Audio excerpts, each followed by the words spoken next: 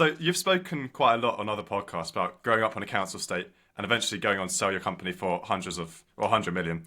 Can you take us back to your upbringing? Like, what kind of values and work ethics shaped you as a Yeah. child?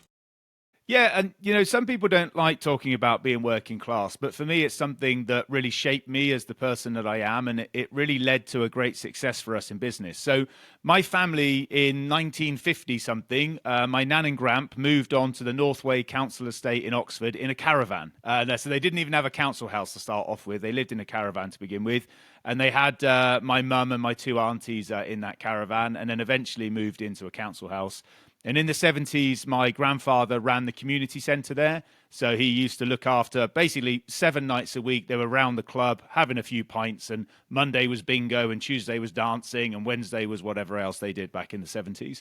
So it was that was sort of my background. And then I grew up starting work at the age of 12. So I was in the corner shop on a Saturday and Sunday morning at 4 a.m. Stuffing papers. And really, from that point, so from that weekend when I started at the age of 12, I have earned money every week since then.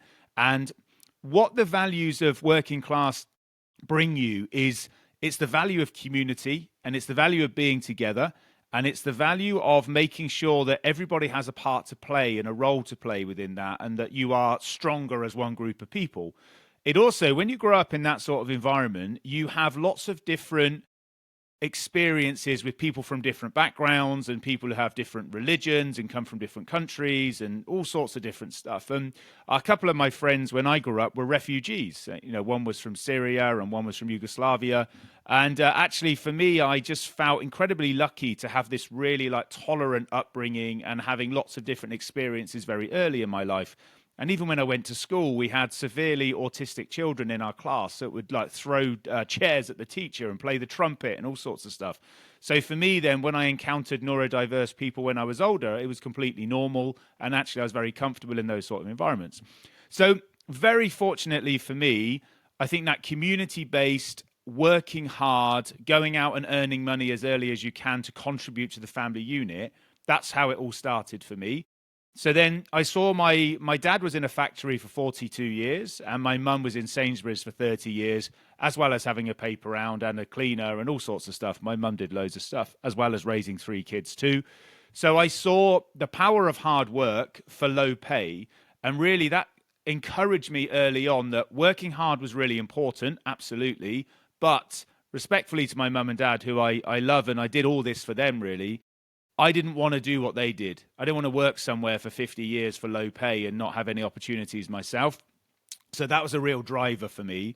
I ended up having a relatively disruptive life before the age of 16. So I was getting into all sorts of trouble. I was smoking early, having sex early, drinking early, getting into fights. I nearly got murdered when I was 15, etc. So all those things happened to me quite early. And the other council estate kids from different estates I was hanging around with weren't necessarily the best ones for me to be around.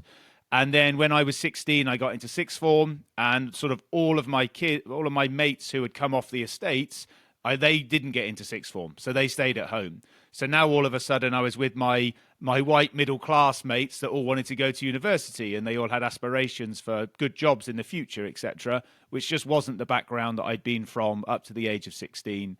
I ended up going to university, going on to a graduate scheme in facilities services, which is where I started Pareto.